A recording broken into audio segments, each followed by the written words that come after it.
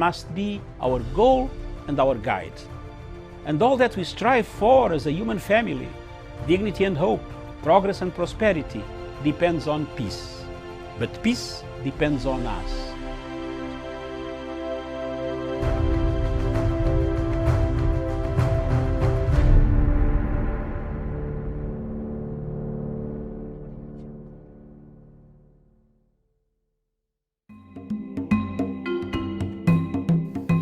Viewers, good morning. This morning I want to address the issue of Uhuru Kenyatta's legacy. The legacy of His Excellency President Uhuru Kenyatta of Kenya keeps on moving, keeps on going forward and forward. Since the handshake in 2018 that brought about the peace, the tranquility, the unity of purpose, President Uhuru's star has been rising. All over Africa, people are thinking of using the model that Kenya used to stop any form of violence, chaos on the streets after elections. As you know, all of you are aware that elections in Africa produce two things: after or before or after the voting. Disputed elections, winner takes it all, loser doesn't accept the results. But the Kenyan model takes us miles and miles away from the normal type of democracy. The democracy, a negotiated format, a consensus format. A democracy that gives consensus a chance. A democracy that talks about the future of a country, the unity of a country, as opposed to a fragmented country, polarized country, where most African countries find themselves in. We have seen in the last 10 years or so, most of the elections in Africa have been contested by the opposition. Very few people in Africa, countries in Africa, where opposition has conceded defeat and come up to congratulate the winner. We have seen the South African model has worked very well. The Ghanaian model has worked so well. I don't see any other country in Africa where the models have worked well. I thought it would be Sierra Leone, but today we see Sierra Leone going back to the same ethnic tensions, as you can see from the reports that are circulating in the international media and the local media. So elections in Africa are contentious issues. They create a contentious position, create a departing point for the people of Africa, of that particular nation. The legacy of Uhuru Kenyatta, therefore, will be remembered for having brought the tranquility that we have today, the peace, the new format, the new tool of having a better organized civil Africa, an Africa without violence, an Africa without chaos after elections, when the opposition accepts to work for the interests of a nation, not personal interests. This has worked in Kenya, and thank you very much, Your Excellency President Uhuru Kenyatta, for the tenacity and the steadfastness that you have guided this handshake up to today. For those who want to mutilate the handshake, belittle the handshake. One lesson they should learn is to look at Libya. Libya was once a territory we all respected. It is no more. Let's keep the handshake and the legacy of President Uhuru Kenyatta. Thank you.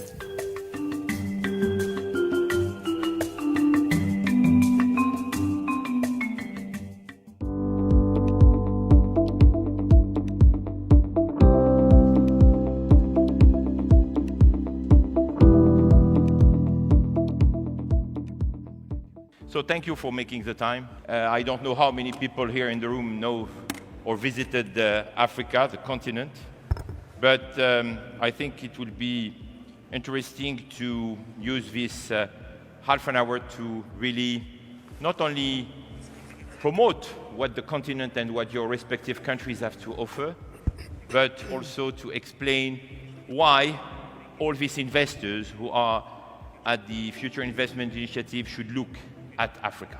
What China has seen in Africa is opportunity. And they have matched that opportunity with an eagerness and a willingness on the part of new progressive governments on the African continent who are desirous for investment, job creation, growth in their economies, redeveloping broken down infrastructure. China saw an opportunity. It matched. Russia, they have decided also they want a piece of that action. Here we are in the age of the airplane and fast-moving ships, and yet the trade between Saudi Arabia and the Gulf in general is not even a quarter of the trade that existed between Saudi Arabia, the Gulf, and the East African region 200 years ago, when the only vessel available was the dhow. So what does this mean? It means that we are natural partners. It means that our trade existed well before even the colonial era period. These are the trade links that we need to reestablish, to realize that we are natural partners, to realize that the opportunities that exist for mutual prosperity in between our two regions are tremendous. We're telling the world, come, Africa is open for business. Africa's enemies are only those who see us in negative light. Absolutely. Africa wants to be a friend to all. Absolutely. And is open for business. Absolutely.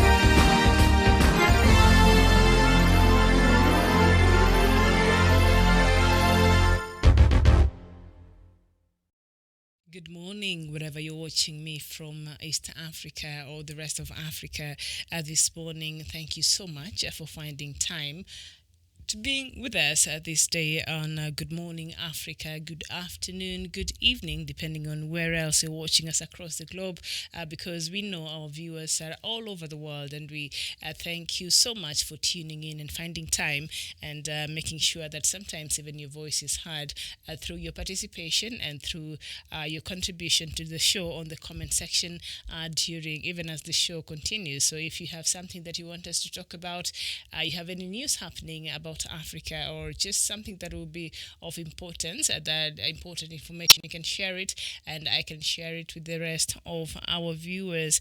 Thank you so much. My name is Miriam Ogutu, and of course the show is Good Morning Africa. The television station is Punchline Africa TV, and we're here in the Kenya's capital here, Nairobi. So let's just get on with the ride, and then on top of the hour at 12, of course we'll take a break, and then we shall come back with the diaspora our dispatches, where we shall be looking at the news making headlines across the country. But as we start now, we are going through, the headlines of the major newspapers in Kenya this morning, and we see what is making news today here in Kenya, and on the nearly all the front pages here. Not all. I'm shocked it's not even on the front pages of the Standard newspaper, but we see it. Oh no, not even on the Daily. All right, but on the Star newspaper is the fighting that they're saying fighting flares up at Somali border as Kenya protest. So let's just get on this show. I know we shall talk about it much later in another show, but I just want us to see what this is all about. Yesterday, as we were here in the afternoon show, we received some breaking news about some gunshots and exchange of fire in the northeastern part of our country, and we wondered what really was going on. So the story is on page 4 and 5 of the Star newspaper. So let's just read a bit of it so that our viewers who may not be very familiar with this story or who did not watch yesterday are able to be up to date. So Kenyan forces at the Mandera border remained on high alert yesterday as the Somalian National Army launched a heavy attack on the Jubaland regional government that Kenya helped set up. Kenya sent a diplomatic protest and note to Mogadishu following a secret meeting between Somali President Mohamed Farmajo and 11 Kenyan MPs in the Somali capital. Now, it is not clear that what Mogadishu is up to, but Nairobi says Somalia is behaving like an ungrateful neighbor. Kenya has supported Somalia and offered refugees from the country shelter for more than 20 years to invite and meet Kenyan MPs without proper clearance and to attack a region that has helped provide a buffer zone between Kenya and Al-Shabaab raises many questions, as said a Western diplomatic based in Nairobi. The tussle between the Kenyan-backed Sheikh Alman Madobe and President Farmajo is playing out in the Gedo area near Mandera, where the former envoy enjoys support. So, of course, as you already know, the Somaliland President, Mr. Madobe, is a very close ally to Kenya. Even the Jubaland, I believe, is a very close ally to Kenya. And so it is a war broke up yesterday there when the Somali Defense Forces were fighting those of Jubaland because I don't know what was the problem, but Somali has been having a problem. They've been saying Kenya is keeping a fugitive here, former minister there that broke away or ran away or escaped jail from Mogadishu there and sought for asylum here in Kenya. That is something that Somalia has not been very happy with it. But there are proper procedures that are required when it comes to international diplomacy and a matter of good neighborliness between the two countries. And from what I just read, Kenya has always been there for Somalia.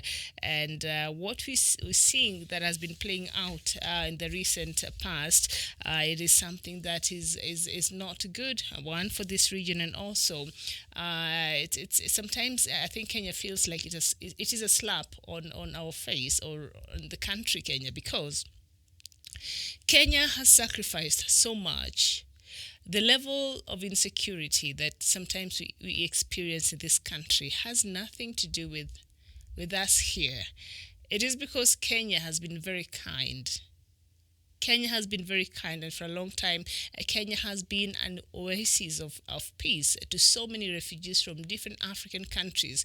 When you go to the CBD, in those nail salons, you'll find a lot of young men and women from outside, a lot of them from the East African region who've come here to seek for work, and they're working and they're okay. Nobody's bothering them, and they're earning a proper living, and that's it. From Uganda, from Rwanda, from Burundi, a lot of them from the DRC, Congo, and Somalia, and Kenya and Somalis. Kenya has become their second home, and we've not had a problem with that. And even for South Sudanese, I think Kenya has been and has always been, and should any other African country or other nationalities from another country need us, I'm sure Kenya will open its borders to them. So that has never been a question. But the manner in which now this disagreement and now also led up to the flaring up of the maritime boundary dispute, which of course we know that is being fueled by some international players, but they don't understand what this could do to this region.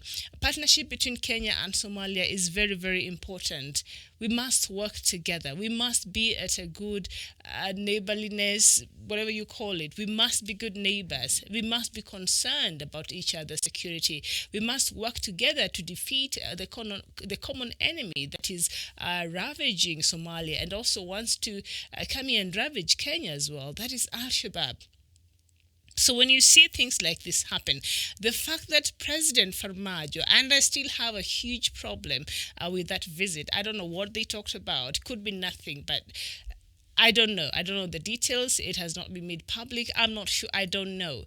But the fact that he thought it was important to talk to leaders in this country and to call them for a private meeting, superseding all the required processes and not even informing the government of Kenya or the foreign ministry, and they went straight to speak to him, that is a problem. And so if he hasn't seen how the implications of such a move, so now we see that Kenya has written a protest note to Somali government. I don't know where this will end, because I see it just continues to escalate. It's just from one flare up to the other. But what happened yesterday? Jubaland soldiers were fighting back. Because Somali defense forces were attacking. So they're both exchanging fires. So because it's where they meet is at the border with Kenya. So we saw a lot of that spill inside our country. So that's why I think yesterday, as we were talking here, we did not have the proper details, and so it's just a spillover from this. And Juba is very closer to Kenya. We're friendly to Juba, so I think also that does not go very well with President Farmajo. But Juba is an autonomous region there in Somali. It has its own way of it's sort of a regional government. So when elections happen there, a president is elected.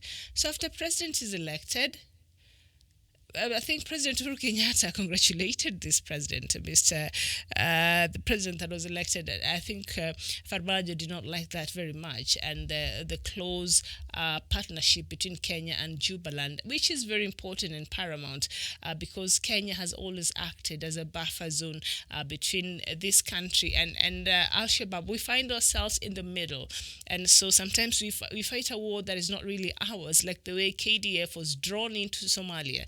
Kenya did not wake up one morning and decide, so today we are going to Somalia to invade Somalia and look for these Al-Shabaab characters. It is because Al-Shabaab was beginning to cause a lot of insecurity inside Kenya, especially in the coastal region. They will kidnap, they will kidnap tourists. They will cause a lot of mayhem.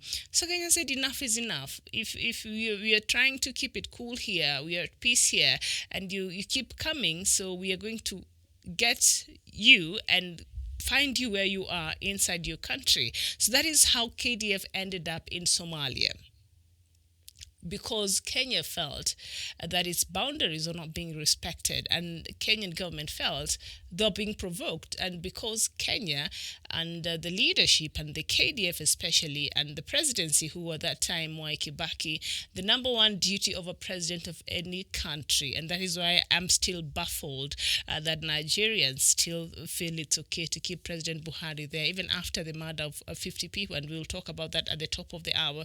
But the number one responsibility of any head of state is to ensure the security of its citizens, the security.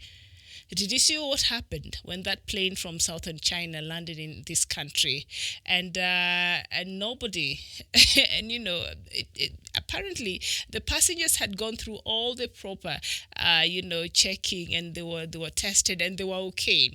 But the fact that they came, and the fact that Kenyans made a lot of noise about it, the government did not have a choice, because the government, a responsibility the number one responsibility is to ensure that its citizens are safe from any outside aggression, from anything that could possibly, harm them. So the government of Kenya had to listen to the noise Kenyans are making. Yes, I know you're telling us that these people have been screened. I know you're telling us they're safe, but no.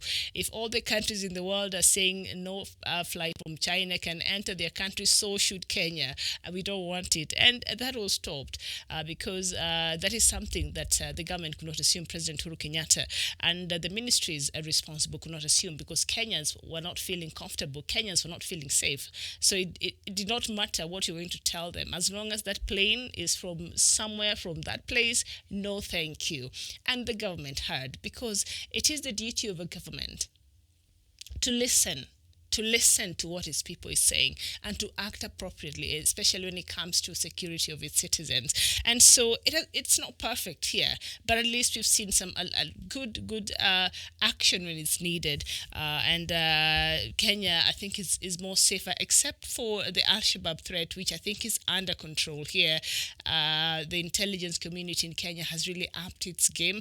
We've seen a lot of attacks that are being planned, thwarted before they happen, and a lot of lives saved. I think the few attacks that caught us off guard in the past, and now Kenyans, the intelligence community has really up to their game, and Kenyans feel safe. It got to a point where you'll be really scared going into a mall, because you don't know, will a grenade go off? Will somebody just come in and shoot randomly? What will happen?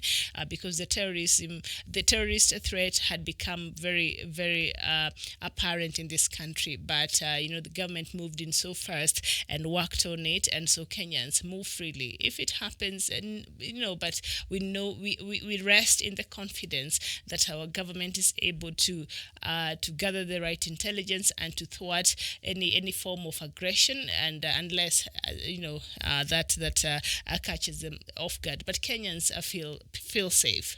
Walking around the streets of Nairobi, going to a mall to do your shopping, we feel safe, and so we hope that continues to happen. Having said that, this issue of Somali and Kenya, I don't know how this will be solved, because Kenya and Somali's partnership is very important. We need each other to ensure that Al-Shabaab is defeated. We need each other. And there have been claims that some leading figures in Somalia are supporting Al-Shabaab. There has been some allegations. And from sometimes what we see and some reports that sometimes you read from that area, you wonder, how is it that they're able to thrive? Who is supporting them? Who is giving them the arms that they're using? Who is equipping them? Who is this that is sponsoring these activities, and what is their end goal, and what do they intend to achieve? And some targeted attacks that have happened in the northeastern part of the country. And recently, they did not want non-locals. Even the teachers had to be transferred. They don't want non-locals in that area because for whatever reason, they don't want non-locals in that area. And we've seen them attack even communications masks over there and affecting communications, and that is something that became very controversial when that happened. I can't remember the details around it, but it appears they had a lot of support from the leadership of that country, and so this is something that has to be solved. Of course, as we speak, Somalia took Kenya to the International Court of Justice, and the case is set to be heard June this year. It was supposed to be heard last in September. It was moved to November and then moved now to June because of unavoidable circumstances. So Somalia is accusing Kenya of claiming some parts of its blocks, about 15 oil blocks there in the Somali-Kenya border. So that is something also that is pending. And we've seen Kenya has been insisting on having an out-of-court settlement. Somalia has not does not want to hear any of it, and AU has tried to come in and try to mediate, because usually you would start with the local bodies and see if they're able to sort out this matter before you take it to the international platform. But Somalia has said no, we don't want to mediate. Instead, we want to go to the International Court of Justice. With the level of insecurity, with the level of instability in that country, why you wouldn't think that some oil block somewhere, in the sea will be a priority. I know oil is important. It's revenue, and it changes lives. And we see the countries that are rich in oil, how they flourish, and all of that. Wonderful. But when you look at Somalia, you wonder what is supposed to be the priority here. What is supposed to be the priority here? Is it the time to go to the courts and try to sue Kenya about maritime matters, or is it time to cooperate with Kenya and first finish up Al-Shabaab, and then once you're done, you say, you know what, we have a case with you and we'd like for it to be heard, or we'd like, this and this and that, because that case that is now pending at the ICJ has really brought a lot of frosty relationship between these two countries. Remember, Kenya got very angry after sometimes back last year that there was a meeting here. I think there was a meeting here. Or UN had a meeting. We have the United Nations Environmental Program headquarters here in Nairobi, Gigiri, and Somali, I think, was it members of a delegation were refused entry into Kenya, and they're saying they had their, diplomatic passports and all that. So Kenya said, You can't have it both ways, and so it has been a back and forth between these two countries. It's not good for this region. I think an amicable solution must be found because Kenya needs Somalia and Somalia needs Kenya. We need their efforts from the other side and put together with Kenyan effort and other African countries that have even offered their soldiers there in Somalia to help and Al-Shabaab and other things that are happening in that country. We all need each other. That is what I'm trying to say. And when you're a neighbor, you don't want to be at war with your neighbor. That is very uncomfortable. Can you imagine? You live together and there's a neighbor you don't even talk to. So you wake up in the morning and they're the first person you see. Do you turn back and go back to your house, or do you just walk and assume that you didn't see them? It's very uncomfortable.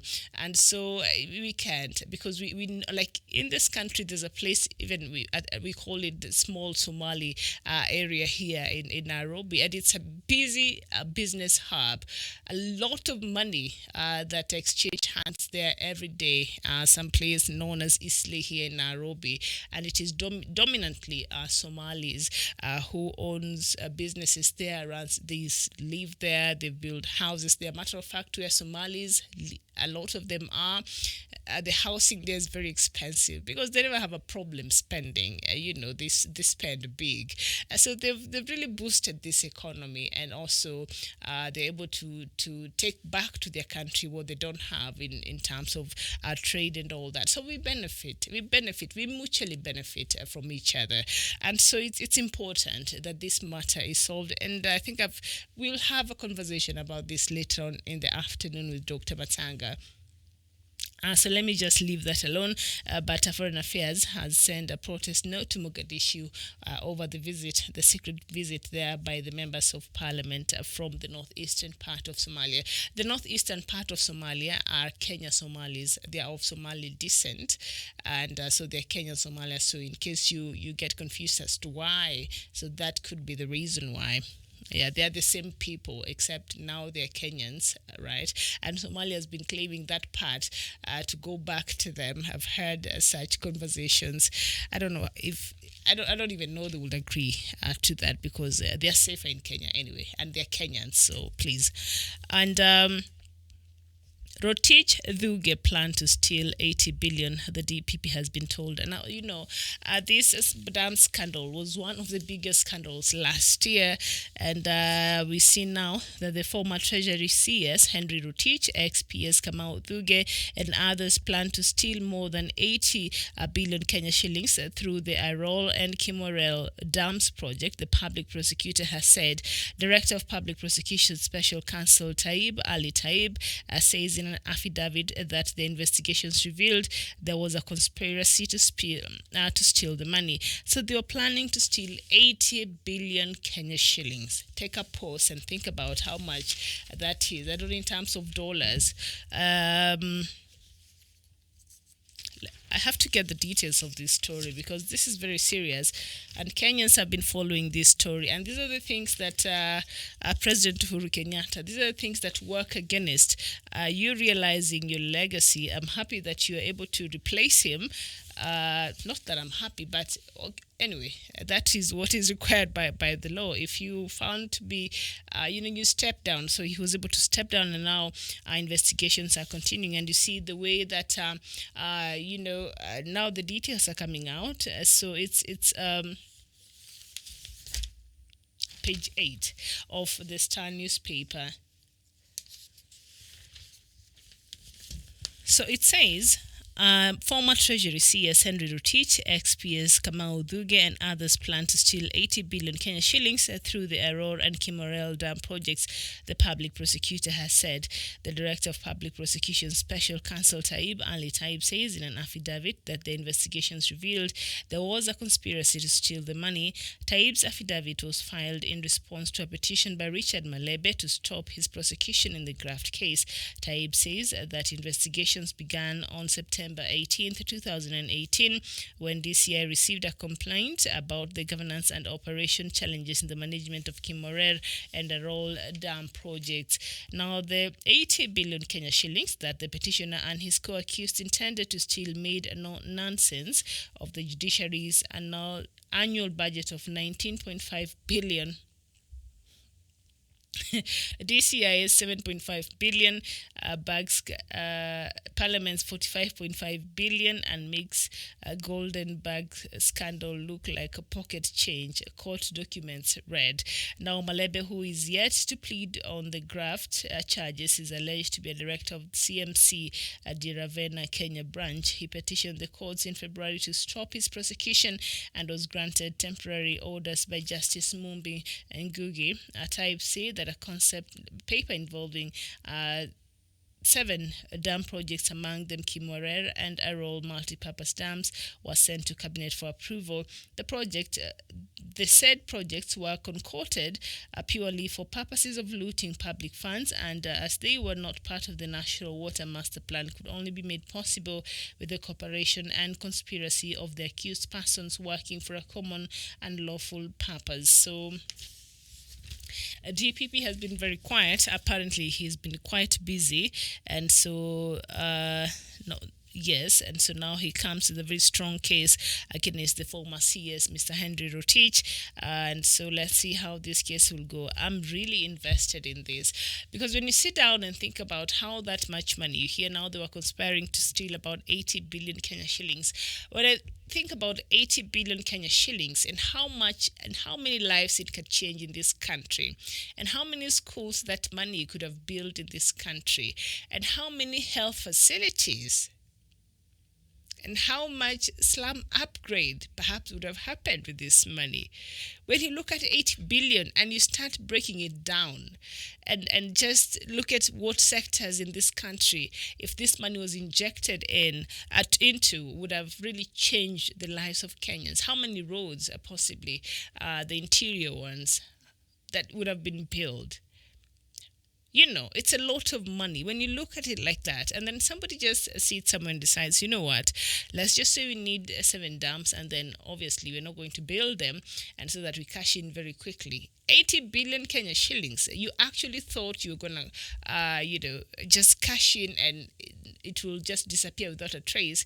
It's not 80,000. It is 80 billion Kenya shillings. That's a lot of money. And you see even what the court documents were saying, it makes some of the scandals that we've had in this country before just a pocket change joke, because judiciary right now is asking for an annual budget of 19.5 billion. Can you imagine the whole of Kenya's judiciary? 19.5. And the DCI's office, they use about 7.5 billion per year. And Parliament itself, with all those wage bills, with all those extra charges that Kenyans have to cater for our parliamentarians, uses 45.5 billion. Can you imagine? So it supersedes all of this. And these are some of the things that gets a lot of allocation in terms of in our budget. And so they were planning to steal about 80 billion Kenya shillings. This is something I can't even get over, because I'm just thinking, how many schools in Turkana, even just one billion of that, or two, how many schools with this money would have built, and perhaps starts even a lunch program or something, that just to encourage more children to go to school. How many health facilities could be built somewhere in the interiors of Kwale, where women have to walk kilometers upon kilometers to go take their children for clinic, or even go have the baby. Like, how it's unbelievable. And so this progress that is being made by the DPP, I think it's good. So now let's just wait. We don't want to hear stories now. We want to see these things. Already they're in court, and we want to see serious prosecution taking place. You cannot be robbing Kenyans like this. This should be a lesson for anybody who even thinks about stealing again from public coffers. If you want to steal, go connive and steal from not in the public coffer. So stealing and corruption in this country must be made a very expensive venture. Otherwise, we'll just be encouraging more thieves into public service, and that is not acceptable. That is not acceptable. And then you see, when somebody has been accused, you see others, especially the politicians, coming out and saying, you're targeting our people. And this person you've not even benefited from. They've stolen, together with a few other characters, unless you really, you benefited from that, and then you come in, and now it has become, it takes an ethnical twist, and now you start saying that your people are being targeted. This is unacceptable. 80 billion Kenya shillings. That is the money that. Former CS for Treasury CS Henry Rotich and ex-PS Kamau Thuge and others planned to steal from Kenyans. Through the Aurora and Kimorel dam projects. That is unbelievable. And that story, because I'm really vested, and as a Kenyan, I'd want to see the end of it. I'll be following it, and I'll be bringing you the latest there, because when things like that happen, I know sometimes you, especially people from the urban areas, you feel, how does that even concern me? Because they tend to live in a bubble, but you don't understand. You don't understand that. When one part of the country is suffering from hunger, when one part of the country is not okay, it's insecure, the whole country is, and it should concern us. So this money could have gone and changed a lot of lives for Kenyans. This money, if even President Uhuru Kenyatta would have injected in his Big Four agenda, do you know how many houses, affordable houses, he would have built? Do you even have that would have been a lot of houses. Matter of fact, that would have cleared perhaps one slum in this city. So that's a lot of money, and this is a story that obviously I'll be following for you and let you know what's really happening. So KPA MD Manduku and KRA's Kevin Safari arrested. KPA Managing Director Daniel Manduku is set to be arraigned today to face graft charges related to the inland container depot scandal. The Kenya Airports Authority boss was nabbed by Directorate of Criminal Investigations officers in Nairobi after months of investigations into leased extra storage space for containers by agency. I'm telling you. Corruption. Something has to be done to really make corruption a high risk venture in this country. Something has to be done. It cannot be what is making the headlines almost every day here. It's unacceptable. And of course, on the front pages, we also see ex-sports CS Rashid Echesa arrested again. And Rashid Echesa is led away by detectives from his home in Karen. Apparently some car, let me see. So, former sports CS Rashid Chesa was rearrested yesterday as police seized 5 vehicles from his home on Karen Estate, Nairobi. He was taken to the DCI headquarters along Kiambu Road for further questioning over ownership of the vehicles, including a Toyota Land Cruiser V8, a Passat, Mercedes-Benz E-Class, and a Ford. Chesa termed his arrest and the entire operation a political witch hunt, but according to police sources, the arrest was effected following a revived 2016 case in which he had been accused of fraudulently obtaining and transferring ownership of the vehicles, which allegedly belonged to one of his deceased friends. The deceased wife had filed the case at the Kiambu Magistrates Court. Chesa was picked from his house by officers from the Directorate of Criminal Investigations headquarters after a 5-hour search at his 12-bedroom mansion. Hold on, 12 bedroom. Chesa is living large. And I guess you're wondering who Chesa is. He's the mastermind of the now recent, mega scandal of the 39.5 billion arms scandal that apparently the government of Kenya was ordering, except the government of Kenya was not aware that it was ordering arms amounting to that much money, and so he lives a good life. So earlier, the former CS had denied the detectives from a special crimes unit to access the house, prompting them to jump over the perimeter wall at 9 a.m. through the sleuths entered the compound.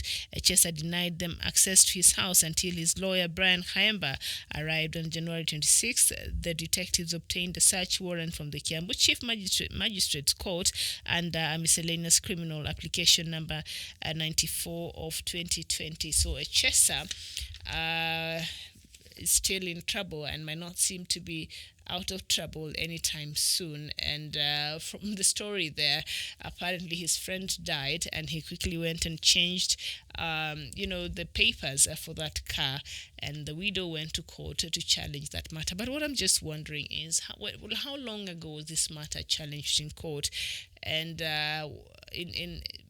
in the police, I think she went and she made a statement in the police, but we only see now that they're acting. So let's just see how that will play out.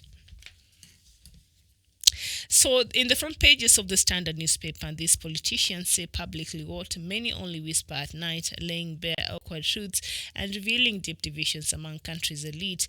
That is on page 6, and it is on the front pages of the Standard newspaper this morning. I think that's the whole feature story. I will not even get into it. And also on the front pages, KPA boss Manduku arrested. Now the Kenya Ports Authority MD Daniel Manduku held overnight in probe over allocation of space at the inland container depot. Everything, I don't know. I'll be happy one day just to wake up and see that corruption is a thing of the past. Corruption is killing this country. Corruption is eating into the fabric of this country. Corruption is denying services to the people who really need it in this country. Corruption has made this country not to move forward. Corruption has made Kenya lag behind. Kenya is a great country. Let me tell you. Kenya is a great country. We don't just have the potential, but we are great, When somebody tells you have the potential for greatness, but Kenya is great, let me tell you. But the thing about this country that has really staggered our growth, that has really staggered our development, that has really refused for us to move forward is corruption. Corruption is the cancer that has eaten anything that is started, especially if it is government related. You already find cartels that have lined up and they've already calculated and seen how much they're going to benefit and how they're going to have control over whatever that is, be it any sector. So that's why sometimes when you look at even a lot of multinational companies, they prefer even just getting somebody from outside the country. And yet we have Kenyans here who are qualified. We have Kenyans here who can do the job. What is the problem? Because our laws as they are today are very lenient to people who steal from the public. I wish that corruption cases, especially financial, economic crimes, that law needs to be repealed. That law needs to be looked at, and so that it is so punitive that when you think about stealing and then you remember what the law says, it makes you scared by itself, because their country, they don't play. When you go to China, they don't. So you'll never hear cases of corruption from China. They don't have time for that. You'll be put in a public arena and executed, and that's it. A country like Korea, we were together at par when we received our independence in 1963. Now look at South Korea and how much they're developed. They are in the first world. They're building, their technology is the best in the world. They've made strides, and then you come back here, we have wonderful climate all year round, good weather. We have all it takes. Everything we have is here to become better, to do better, to ensure that our people live better. But corruption is something that has been entertained. Corruption is something that has refused to go. Corruption is something that when you start fighting in this country, you become the enemy of the people.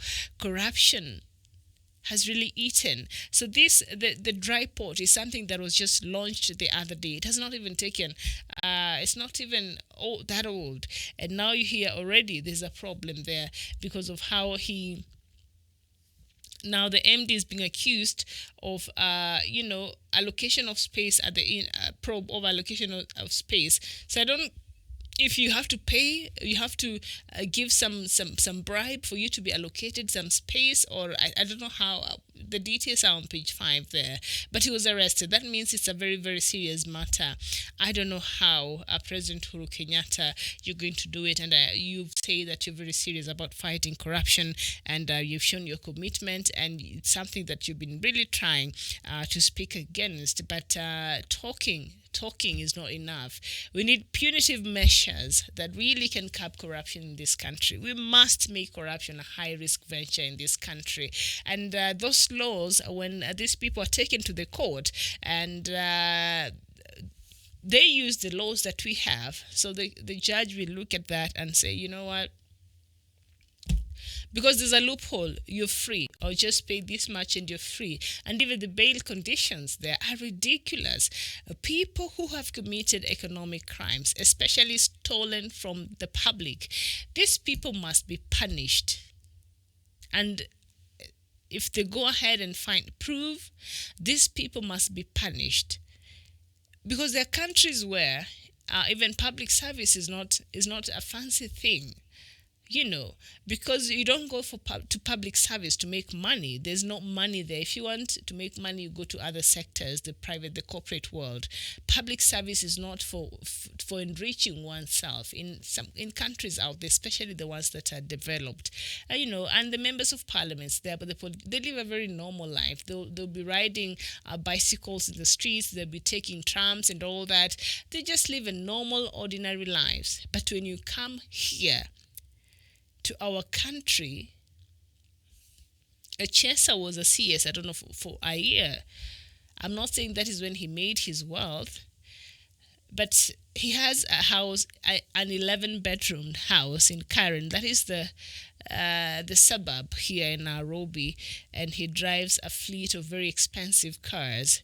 Maybe he has other businesses. So I'm not saying that I'm not alleging anything, but no. There's something has to be done. Our laws must be changed.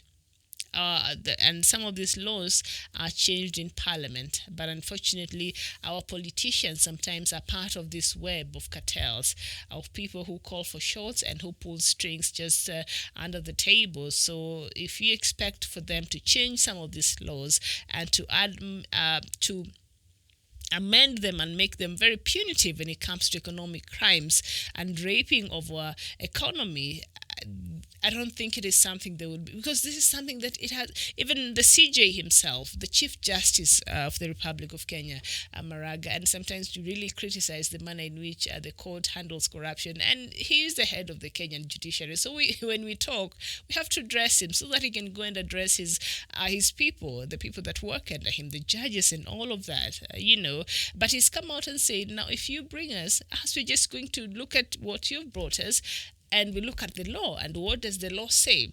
So because these laws are not punitive enough, please, can our parliamentarians, can Parliament work on these laws in regards to corruption, in regards to terrorism, in regards to just these things that are not okay? And then make sure the laws that are there really are able to be up to date and are able to deal with these matters as it should. And they're really able to, make it very difficult. If you really want to steal, then you think about what you could possibly face. That might scare people off. But as it is now, I'll just steal and then I'll be taken to the court. I'll be given very lenient bail, and then I'll pay, and that's it. And I don't know. Before we even continue, also, let's just look at the Daily Nation, and then we shall go and look at also the New Vision in Uganda. So, best weapon to fight dreaded China virus: wash hands with soap and running water. Don't touch your face. Avoid shaking hands and keep your distance from patients to stay healthy. I keep telling people to wash their hands because, one, I'm a germaphobe, so I don't understand how you just come from outside, go straight to the kitchen and just touch that fridge and open it. That really makes my hair just go wild. Go wash your hands first. All right. So wash your hands. Very paramount. You'll think it's basic, hygiene for anybody, but apparently it's not. So wash your hands with soap and running water. Don't touch your face. Avoid shaking hands and keep your distance from patients to stay healthy. And we've seen some other, Tunisia and Senegal are the latest African countries to record new cases of coronavirus. And we will talk about that in the next hour. Let's just finish up this Kenyan,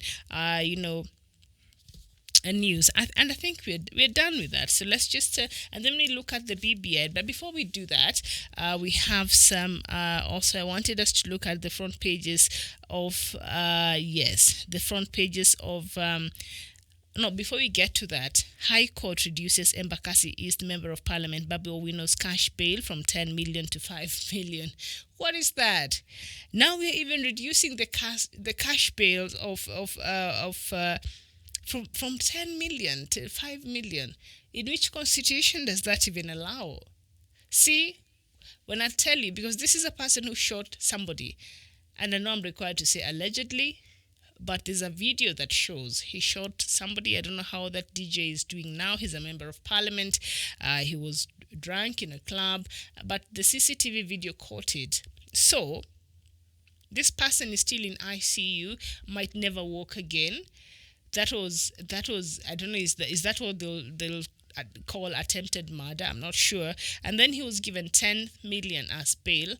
He paid 2.5. He was released, and then he had committed to paying the rest in different installments. And I remember us talking about it here and just wondering, since when did you pay bail conditions, the bail money or the fine money, in installment? That is not hire purchase.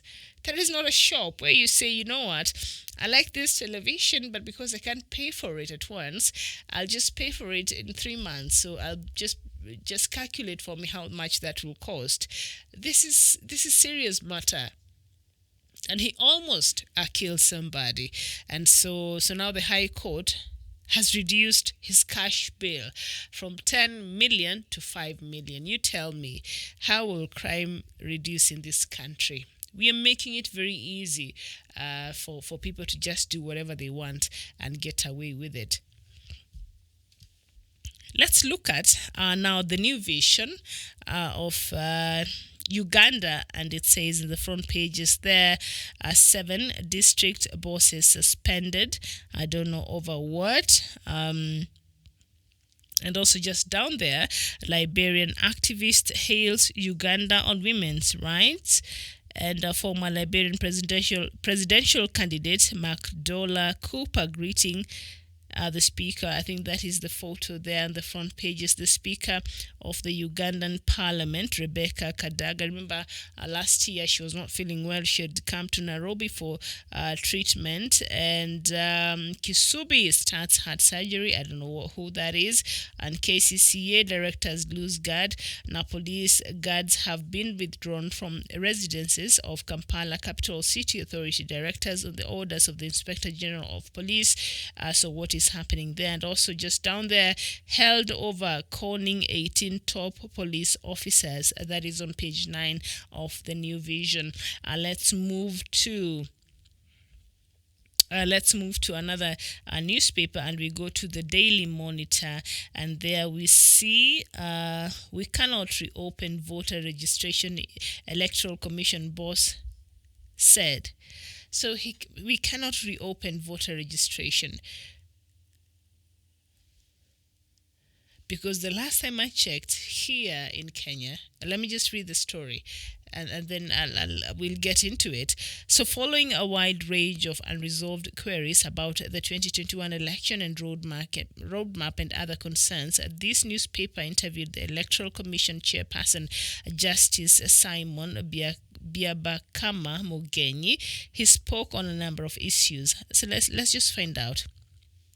So question: it is estimated that 1 million voters who had turned 18 on December 23, 2019, when you closed voter registration, or will be of same age by December 31st, 2020, will miss voting in the 2021 general election. You have disagreed with the numbers. What are your estimates as Electoral Commission of those who will turn 18 before election?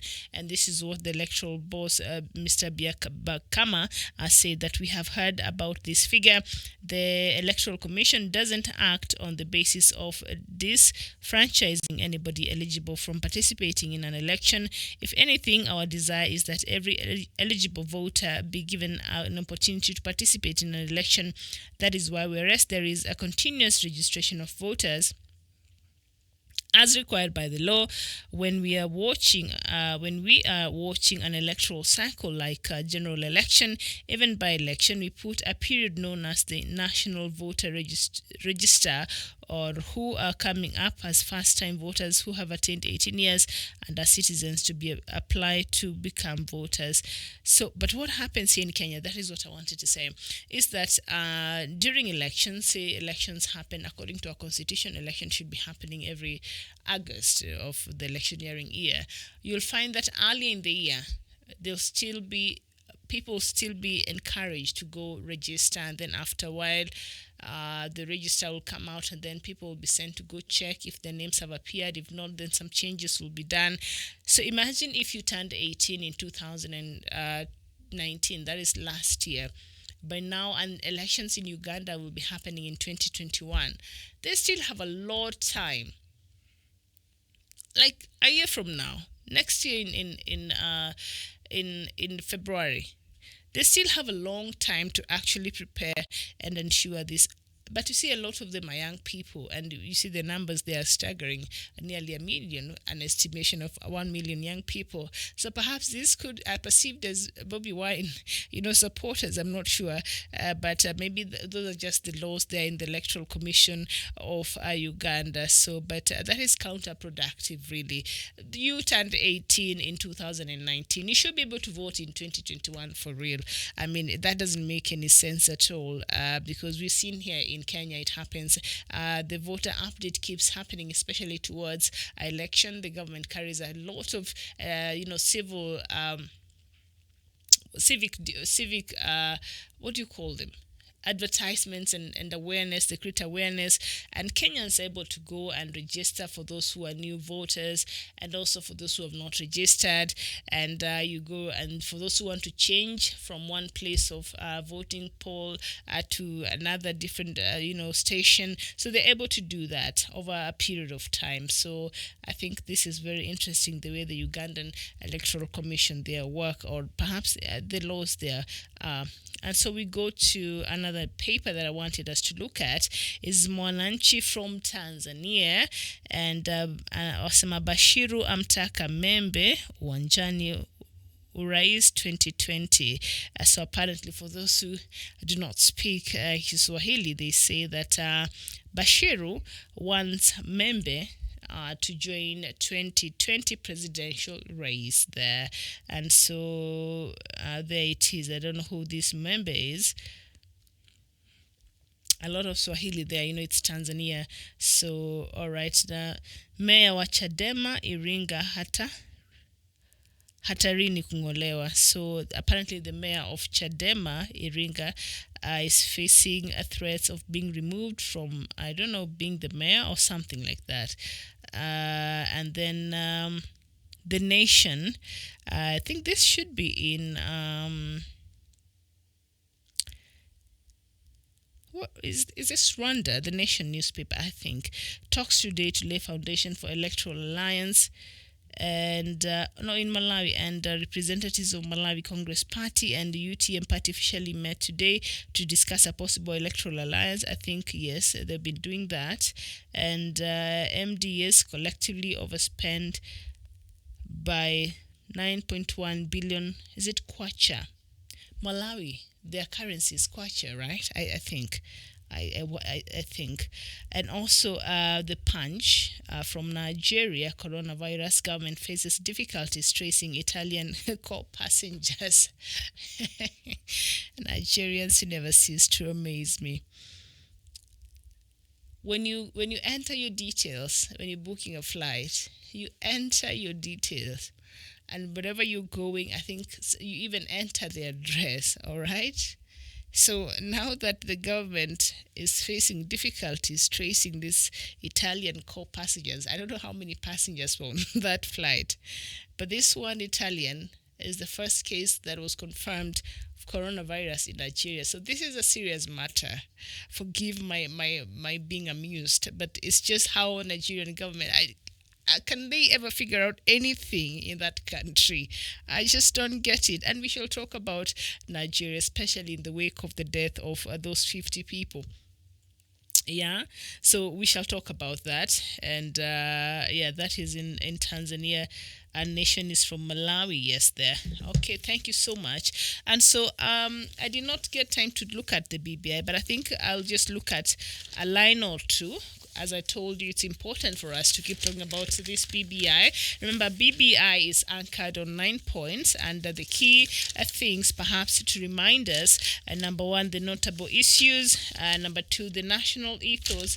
It's very important, responsibility and rights of citizens. Kenyans need to understand that as much as you have rights in this country, rights comes with responsibility. And if you want a secure Kenya, if you want a corrupt-free Kenya, then you have to be not the person that perpetuates corruption or perpetuates insecurity. Because if I see something and I see it's not right, a person that is perhaps suspect, then I just go on with my life as if it doesn't matter. I will not have help. And then this person could be planning to go attack some place, or when you see just weird behaviors, just cooperate. Call the police. Let the police come and say, you know what, it is nothing. But you've done your job and your duty as a citizen of this country. And if you want a corrupt-free country, don't be the person to offer a bribe for an easy service or a quick service because you just cannot queue, or maybe you don't have the proper documents, or maybe for whatever reason, because Kenyans, that is a very bad habit that is embedded in our day-to-day lives. Kenyans are very impatient sometimes. I'd rather just pay and then I'll go back through the back door, get whatever I want, and just leave. That is not right. And then we sit here and condemn these people in the high places, and yet we also encourage corruption from all levels. Corruption is corruption is corruption. It does not matter how much money is exchanging hands. So Kenyans, for us to win this war against corruption, we must be the people who does the right thing. We must learn to be the people who are doing the right thing, even when we're not getting something in return of whatever it is that we're doing. So also divisive elections, and that has been the heart of the chaos that we've been seeing in this country. Our electoral system has been is in a way that a winner takes it all, and so some communities or some people, they feel they've been left behind and they're not able to, they feel like they've lost. So once your presidential candidate, the one that you preferred, has not won the election, you feel, oh my God, and now it's just those people who are leading this country. So it creates a lot of animosity. So President Uhuru Kenyatta and Raila Odinga was just trying to find a way. How can we now then set up an electoral process or an election in this country that it does not matter whether your preferred candidate wins or loses, you'll still feel that you're represented. You'll still feel that you're part of this great country and your interests will be taken care of. It does not matter who is at the helm of the leadership of this country. We need to get to a place where Kenyans can feel like that. So this BBI, I think, is a good roadmap towards there, as President Uhuru Kenyatta and Mr. Raila Odinga thought. And so now, of course, those rallies that have been happening, the one in Meru wasn't so bad, but the one in Narok really raised a lot of backlash. But I hope that our leaders learned, when you go there and you speak, your words really matter.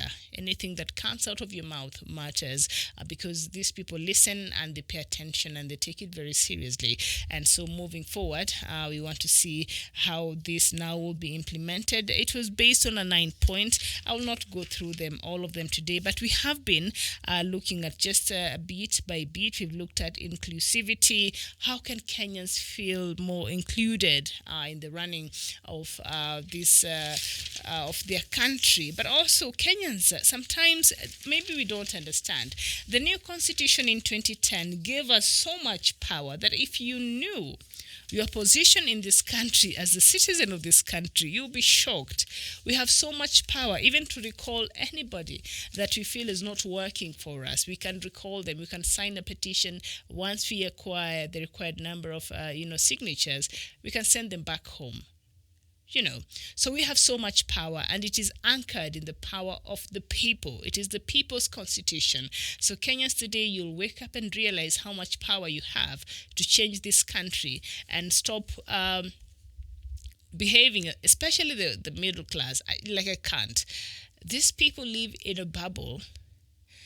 They feel the problems in these countries do not concern them, but they will be the one tweeting on social media. But they do not actively participate in the building of this country. We have a responsibility to take up our rightful places in this country and make sure that we contribute as much as we expect from the government. But also we should contribute in terms of just making sure that we do the right thing and we're also good citizens. And so after we've done that, now we can demand for better, but still we're demanding for better from the government. And so I want to thank you so much. I'll take a short break, and on the other side of the break, I'll come back with another link, not this one, with the Diaspora Dispatches, where now we'll get to talk about Mr. Buhari and Mr. Alpha Conde, and also those two presidents there in Guinea-Bissau and two prime ministers, and it's a mess and it's chaos. And also, I don't know what is happening in Zimbabwe today, and also in South Sudan. We have a lot to talk about, so don't go too far. I'll see you on the other side of the break.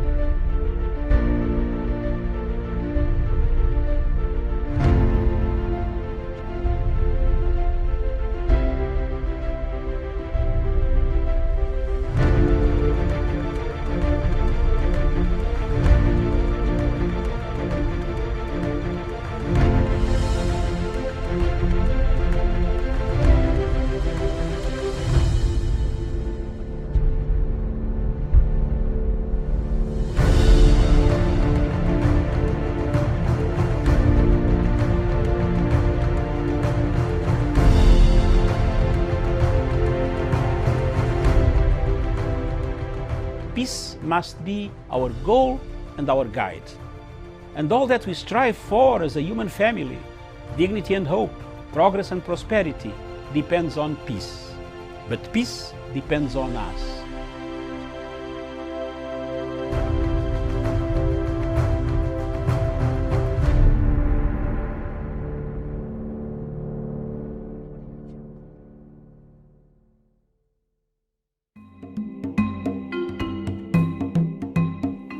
Fellow Africans, every time we are challenged on matters of importance, there is always a path for redemption. The only thing that Kenya needs at the moment is redemption. It's a redemption strategy that can create a coexistence of all the people, all the tribes, all regions, and all shades of opinions. Challenges come at an hour where a country is on a test. Test runs are always the most crucial points. That's where experiments collapse. Kenya is not an experiment. Kenya is a nation that has existed for 56 years. The challenges, therefore, should not make us hate each other. These challenges should unite us, should unite the people of Kenya to push forward an agenda, to follow their president, President Uhuru Kenyatta, in delivering the agenda for a better Kenya. A better Kenya will produce a better East Africa. A better East Africa will produce a better Africa. The challenges, the obstacles that come amongst us are many, but we can overcome them through discussion, a wider range of discussion, wider disagreements to agree and disagree, to agree again and disagree to disagree. But we should not form clubs, units, militias, hatred of that nature that can take us to the history. Germany today is Germany because it doesn't want to go to the path of the history. Germany goes to the path of development. Over 70 years ago, Germany was at war with the entire world. Today, it is on the path of resolving some of the problems that come. I want us to stand in the place of Germany and look forward and backwards. See what we can do here, but not yearn for what is in Rome. What is in Rome is safeguarded, but in Sicily, which is Kenya, we need to build a foundation for the younger generation that we are going to live here today. The many who have no employment, the poverty, the ignorance, the diseases that kill the people of Africa. We need to find a modium of operation. Modus operandi. The only modus operandi on this is a united, peaceful Kenya. A Kenya united by values of respect and adherence to the rule of law.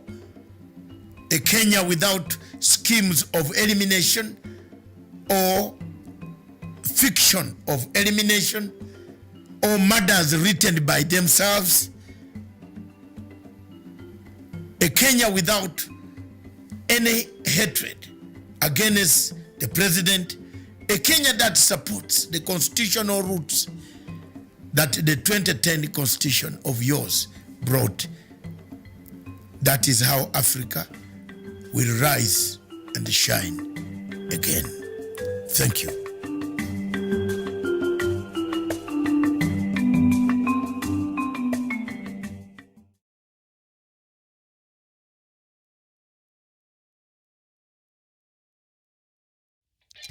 A very good morning to you, and it's afternoon actually here in Nairobi, but it is good morning in other parts of Africa. It's afternoon in the Eastern Africa countries, and I was just going through some news from Amazonia. Maybe that might have confused me a little bit.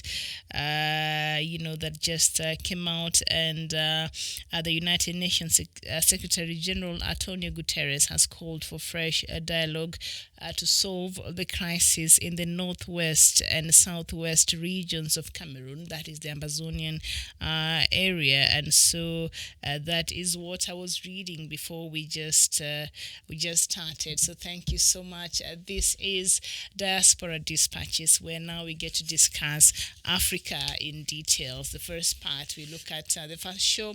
Normally it's dedicated to Kenya because you know what? Charity begins at home, all right? Good. So now, keep writing, and in case there's anything that is happening outside there, just comment there, and we shall read and interact and engage with each other. And at the end of the show, we would have a good time, even as we share information. Now, let's start with Nigeria. Armed men killed at least 50 people Sunday in attacks on villages in the Nigerian state of Kaduna, according to local officials and residents. According to local police, about 100 armed men attacked the villages of Kerewa, Rago, Zareyawa, Marina, Hashimawa, and Unguwar Barau, all in the Igabi district, shooting residents and looting and burning homes. Now, Zayad Ibrahim, a member of the Nigerian parliament, said assailants began shooting people at random as worshippers left mosques after prayer. According to locals who spoke to the French news agency AFP, they intimated that killings were the work of bandits, and Kerewa said bandits accused the residents of the targeted villages of providing information about their hiding places to the soldiers.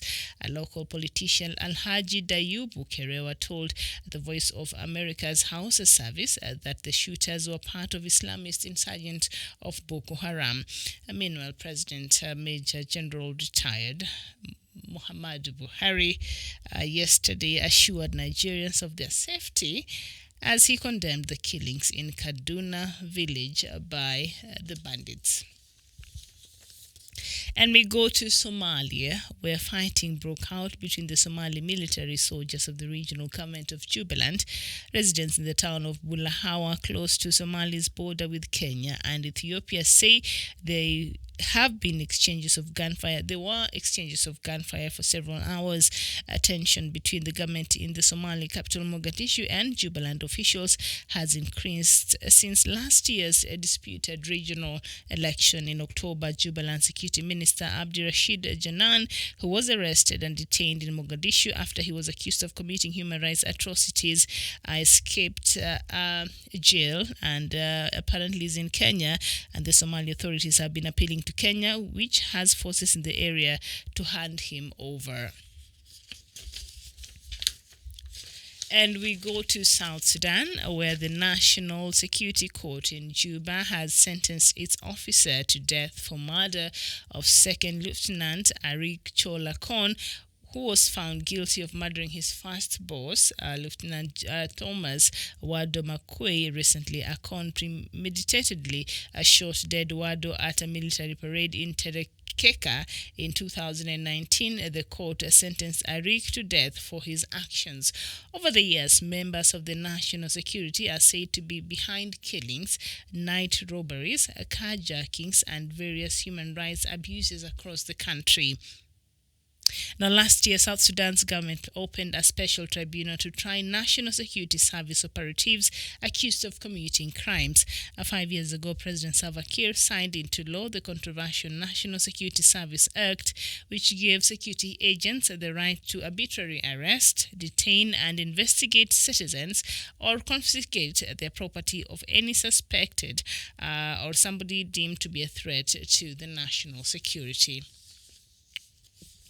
And still staying with South Sudan and the government of Sudan, South Sudan has released 35 South Sudanese prisoners of war who were captured in 2020. Not the government of Sudan has released 35 South Sudanese prisoners of war.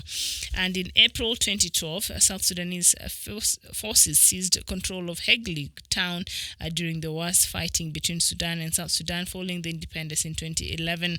Later in 2012, the South Sudan's government released 13 prisoners of war detained when South Sudanese troops captured the oil-producing town on 10th of April.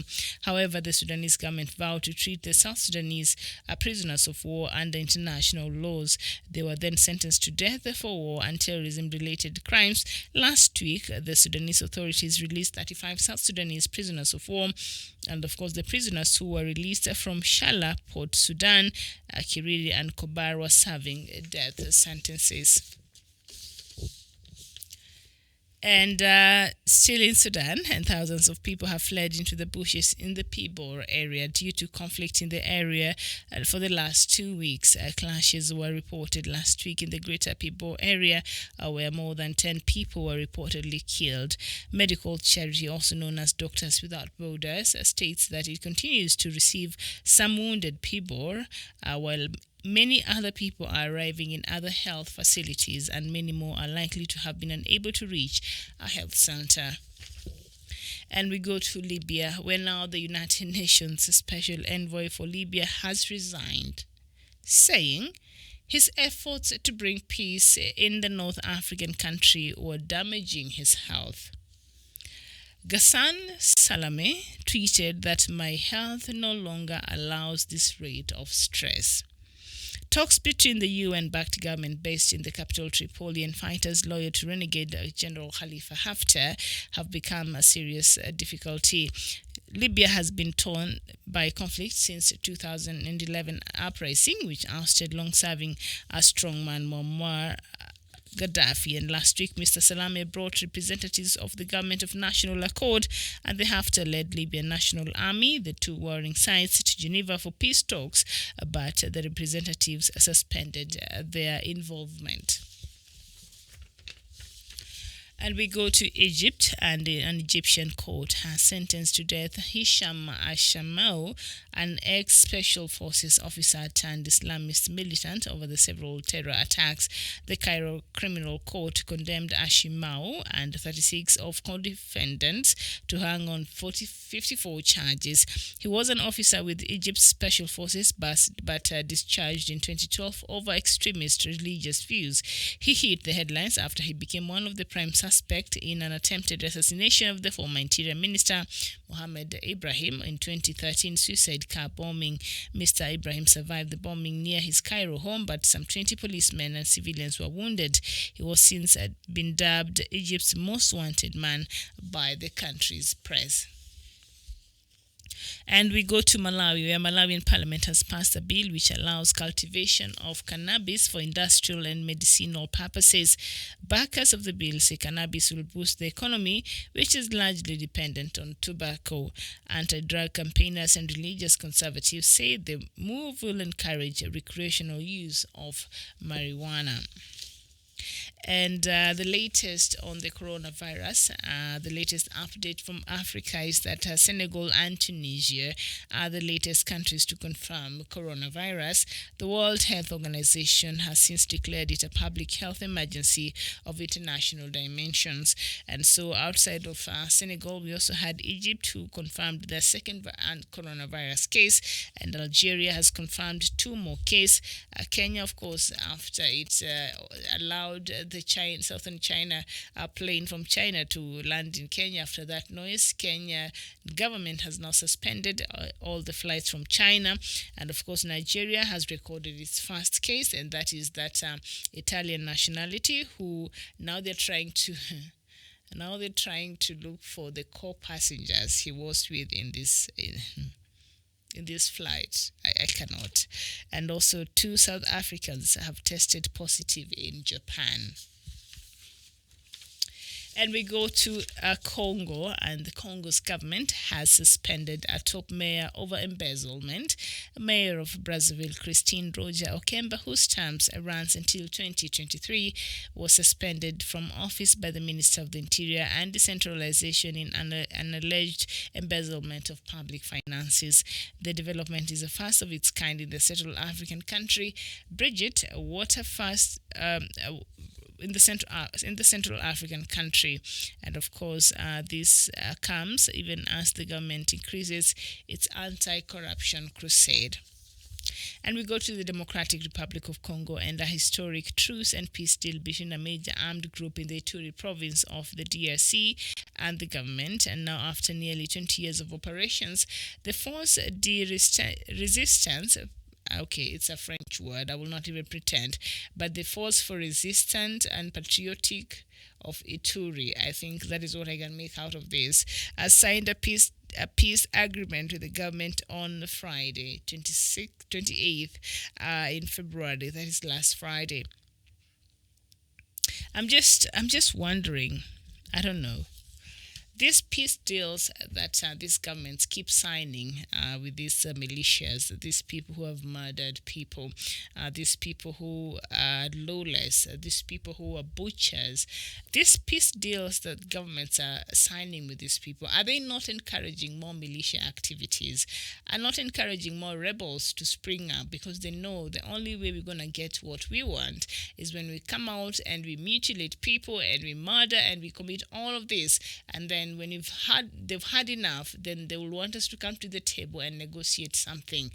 Are we not encouraging that type of behavior from all these militias across Africa? Are we not encouraging that? We saw the Mali president wanted to do the same, and we saw Nigeria. I will not even get into the Nigerian case because I think it's just bonkers. The government wants to even take the ex-Boko Haram fighters for studies abroad. Like, who even does that? After all that they have done in Nigeria, I can't even wrap my mind up around who even thought this, who deliberated and thought that this was a good idea. And to your surprise, me and you both, is that this bill actually had its first reading and it passed through the first reading. So I tell you. All right, so the government, the DRC, have signed, a major peace deal with the armed group in Ituri province. I don't know if I know we must find peace by all means necessary, but we should not encourage also as well as a lawlessness. These people have murdered innocent lives. Are they also going to account for, the atrocities that they have committed, or this is just a blanket, forgiveness, and so we just sweep things under the rug and the past let bygones be bygones, and while their families here who have been scarred, who will never move forward with their lives, who they was just waiting for the day justice will be served. We go to Ethiopia, and Ethiopia on Saturday said it was disappointed by the mediation efforts of the United States over its dam project on the Nile River, suggesting that a deal will not be agreed soon. The U.S. Treasury, which oversees the talks between Ethiopia, Egypt and Sudan, said Friday in a statement that an agreement had been reached and invited Ethiopia, which boycotted the latest round of negotiations in Washington, to sign it as soon as possible. The content of the agreement has not been revealed. And we end with Zimbabwe, and a court on Monday ordered the National Prosecuting authority to investigate defense claims that 12 opposition activists were denied access to their lawyers after they were arrested last Saturday and charged with public violence offenses over protest that rocked Chidungwiza. The 12 activists, who included Movement for Democratic Change youth spokesperson Stephen Chuma, said they were also not notified to the charge they were facing until almost 8 hours after their detention at St. Mary's police station. They were accused of participating in a public gathering with intent to promote public violence. And we saw that is the end of that news. So in case there's some other news happening out there, please, hey, just share with me and we shall have this conversation. And so the MDC leader, Mr. Nelson Chamisa, the official opposition figure in Zimbabwe, came out earlier this year and said this is the year that he's going to rock Mr. Mnangagwa's world. He's gonna organize protest upon protest upon protest in Zimbabwe until Mr. The government really hears what he has to say. And what he's been saying, and he's been very consistent with that, is that President Emerson Mnangagwa was not elected, so he does not recognize the president as the president elected, as he was elected in Zimbabwe. So he does not recognize his presidency. Mr. Chamisa, the opposition leader in Zimbabwe, has said time and time again that he does not recognize the presidency of Mr. Mnangagwa. And this year he came out and he said, you know what, I shall be organizing protest in this country, and I will rock your world, and not in a good way. And so President Mnangagwa, be prepared. And we saw now on Saturday they were going, they had a meeting which turned violent, and this was it was organized by the spokesperson of the MDC, which is the official opposition party in Zimbabwe. And this youth spokesperson, Stephen Chuma, among others, have been arrested, and the charges that they're facing now is participating in a public gathering with intent to promote public violence. So these are the things that got Zimbabwe into a lot of trouble last year. While we're here talking about the same thing, in 2019, when Mr. Chamisa himself and the protest that he was leading there in the streets there in Zimbabwe, that really attracted him even a lot of problems because after a while, his government got very impatient, and so they started attacking the protesters in the street. And I'm saying we have a right. I think every constitution, I don't know, maybe in other parts of the world, but every constitution here in Africa, I'm assuming, and a lot of it in the developed world who would believe in democracy, there's room allowed for picketing as long as you're not disobeying the law of the land, as long as you do it and you're not infringing on anybody's rights. So I don't know what these protesters in Zimbabwe did really that prompted the police to come so hard on them. So after that, and a few deaths were reported and injuries, and it was just chaotic. So after that, now I think the US, the UK, the EU are just sitting somewhere waiting because they knew that President Mnangagwa will fall into that trap. And unfortunately he did, and they said, oh, now we got you. So now this is what we're going to do. We're going to bring more sanctions, put more sanctions on you and on the country. And so this is a problem, and the opposition is trying to, air their discontent with what is happening in Zimbabwe. But I don't know if just going out and criticizing the government is the only way to make sure that they air. How about just having a meeting with the president and just sit down and say, you know what, we're in this country together, things are not working, education sector is just not even there. There's a time you were reading here that even universities want now to be operating 3 days a week because one, they cannot afford to pay their staff, and two, it's becoming very expensive. Can you imagine, even school, you have to go on particular days, you cannot go as you should. So things are really, really bad. And half the population of Zimbabwe depends on aid food, depends on donor food. And I can't even begin talking about the inflation. It's just on another level, out of this world.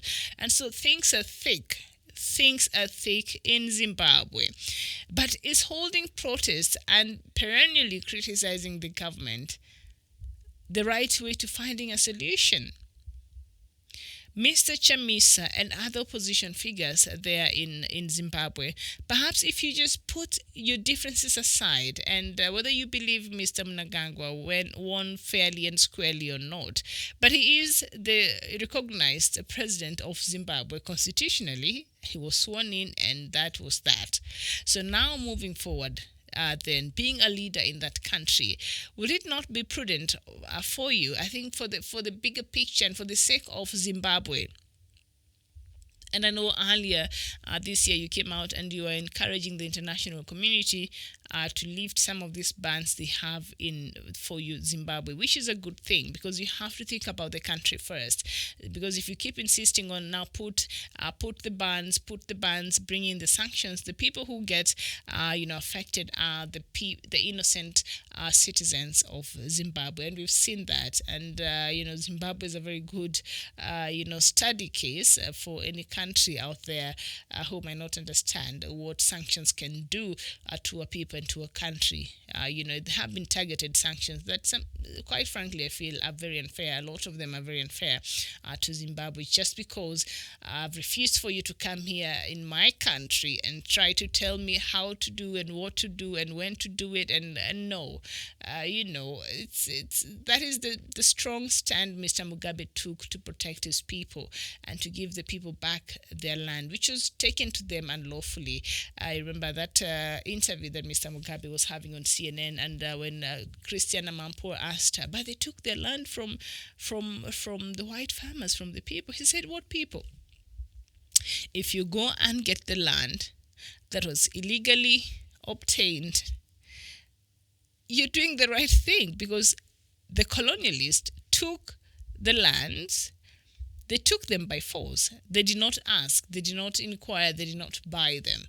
They took the lands by force from the Zimbabweans, and as we have seen in a lot of even the settings in Africa. And so, but I don't think this is a time to call for protest when even the public health sector is not working, when the education sector is not working, when you go to the supermarkets and the shops and you cannot find even some foodstuffs that are so basic. When you go to pharmacies and across the country and there's no medication, this is not the time to call for sanctions. Instead, I think that if Mr. Chamisa really meant well for this country now, forget whether Mr. Mnangagwa won or not, but what is best for Zimbabwe at this point in time? At this point in time, it is for people to bring their heads together and try to think, how can we get ourselves out of this quagmire? I know this is a mess that was inherited from Mugabe's regime, but how can we cannot, it's been a few years since Mugabe was in power, and now we're almost, and he died the other day. So we cannot be using that as a reason why this country cannot move forward. They have to come out of that excuse, because that's really was like a card that allowed them just a free pass over some things and not have them take responsibility. It is time that they came out of the shadows of the former regime, and Mr. Emmerson Mnangagwa shows that he's really at the leadership helm of the country of Zimbabwe, and assures his people that indeed he's doing all he can to make sure that their lives are improved, to make sure that the basic services they need, they don't have to travel to South Africa, where at the end of the day they're going to be faced with xenophobia. They don't have to travel to any other country to seek for, unless they just want to go there for whatever business. But they have to stay here because the services and the things they need are available in their own country. It has been very difficult when you even look at some images that are coming from Zimbabwe, a country that was once a food basket of the African continent, has now turned into a pauper, has now turned into a beggar. The people are disgraced and dishonored. It's just quite unfortunate. It is very, very unfortunate. We saw Strive Masiyiwa earlier this year coming out and bailing out the nurses who had refused to go back to work. The public health sector was crippled, and he said, I'll pay them for the next 6 months. I'll pay them. I'll clear their debts. I'll offset all their debts, and I'll be paying them for the next 6 months. So he came in aid of the Zimbabwean government. That is how bad things are when individuals have to come in now and help the government pay its civil servants because it cannot afford. So with that grim picture. We don't need protest is not what is needed in the Zimbabwean streets, Mr. Chamisa. And I understand where your discontent is coming from. And I understand, according to you, Mr. Mnangagwa did not win that election fairly and squarely. And yes, there were irregularities, and yes, there were electoral malpractices. But this is not the time. This is not the time to call for protest. This is not the time for Zimbabweans to go to the street. This is not the time to continue sowing disunity. This is the time for any well-meaning leader in Zimbabwe to join in with other leaders and really try to find solutions that can help solve this quagmire that Zimbabwe finds itself today. And just put your political differences aside and do what's right for the country. Because who is going to vote if they're not there hungry? Who's going to have all sit in that queue if they've not even had breakfast? Who has time for that? People can only focus on things like politics and other things that really matter if they are okay. But if even food is a problem, then we have a bigger problem in our hands. Can we make sure that the people of Zimbabwe are okay? Can we join in the leadership, all the political leaders, any well-meaning person in Zimbabwe? Can they sit down and brainstorm and see now, let's stop using Robert Mugabe's regime and this mess that we inherited as the reason as to why our people will perennially be in pain, perennially be at loss, perennially be at beggars of the world. How can we break from this and start a new day for the people of Zimbabwe and do things differently and improve the lives of Zimbabweans and make sure when they go to the hospitals there's medication, and on top of that the doctors are actually there, they're not on strike, the nurses are actually there. How can we improve our markets? How can we improve the trade? How can we make sure that the basic commodities are in this country? You don't have to, Mr. Mnangagwa, and I know you faced a lot of sanctions, economic sanctions from outside Europe, but I think in the African context, in the AU context, there are other African countries that I think are quite endowed and could be of great resource to the country of Zimbabwe. And so we've seen the president almost, when you see him in these international, forums. I saw him in Davos, Switzerland there earlier, late January, and he was there. And back home, the powers, I think the power right now in Zimbabwe, they even have power rationing. I think you only have power for what? Is it 6 hours now? Initially it was 8 hours, and then it went to 6 hours, now it's 4 hours, because they could not pay for the power that they were buying from South Africa, from Eskom, which also South Africans have their own problem with that Eskom. It is just another thing that is not working very well there. But they have to find a way to really make sure that the people of Zimbabwe are able to regain their lost glory. They cannot be the example of how a country goes. Like if you want an example of a country which was once, all that, and now it is a shambles and a shadowy of its former self, the country that clicks in your head is Zimbabwe, and it's just not right. And so let's just stop. And Zimbabwe in Africa, it is one of the leading countries with the people who are highly educated, that country. And so when you hear universities now will start having just 3 days for the lessons because they cannot pay the teachers full time, and also they cannot afford it, it is very sad. As an African, it is very sad, and understanding how something like education can really change a country and a people. I think it's very important that these leaders work together. MDC leader Mr. Nelson Chamisa, this is not the time for protest, and I know you came out early in the year and declared that this will be the year that you will be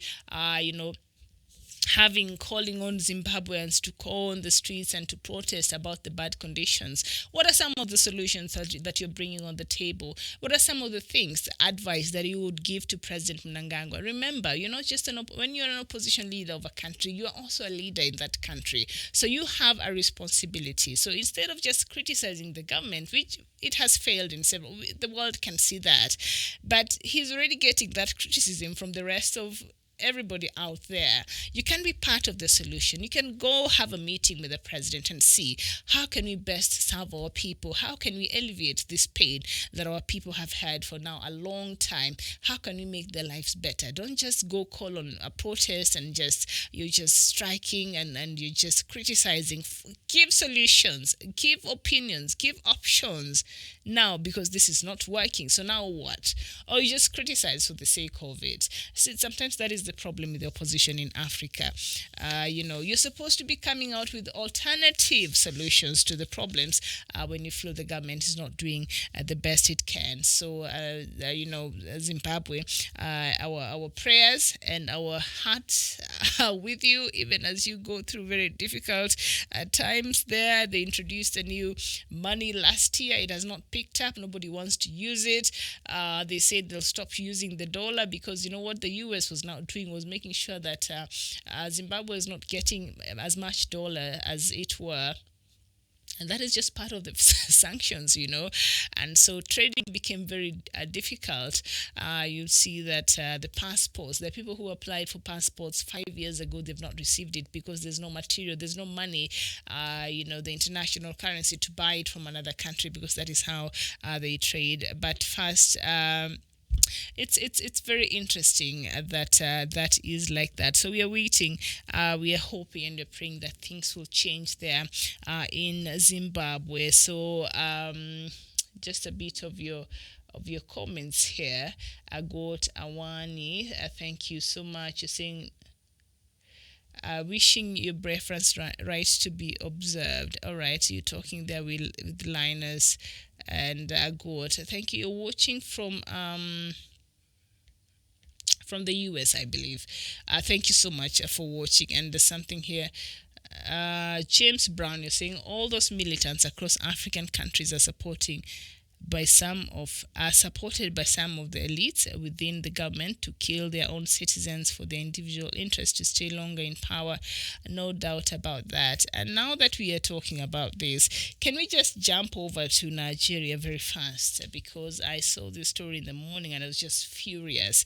And that tweet by President Buhari and the presidency there, as they call it, the Twitter account of the presidency of Nigeria, I don't know. I don't know if that is enough to quell the pain and the anguish that the people of that country are going through right now. Nigerians, why did you elect this person back in office again? That is something that beats any of my understanding when I try to understand this matter, because Boko Haram is one of the things that he promised that he will get rid of.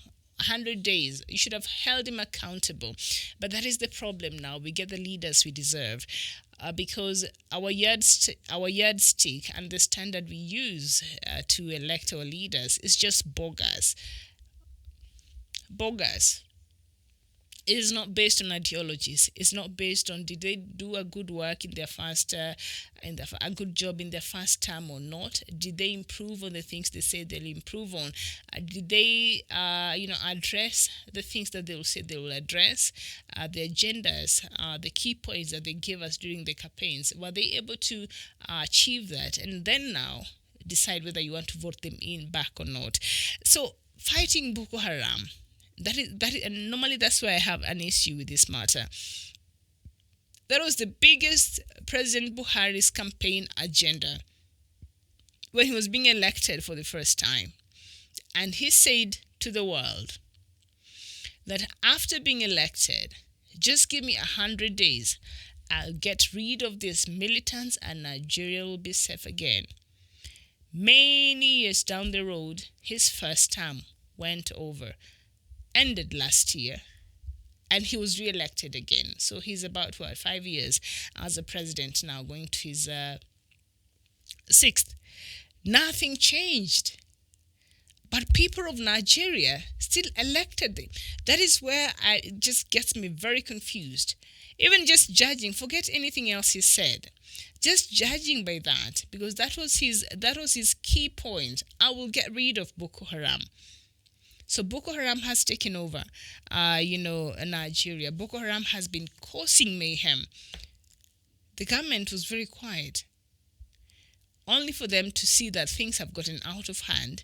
So towards the end of last year and earlier in January there, you saw now the Senate is convening, they're talking now, Parliament talking, and the way that the government is responding to this matter is up. I don't know why Nigeria. See, now that's where I want people to protest, not Zimbabwe.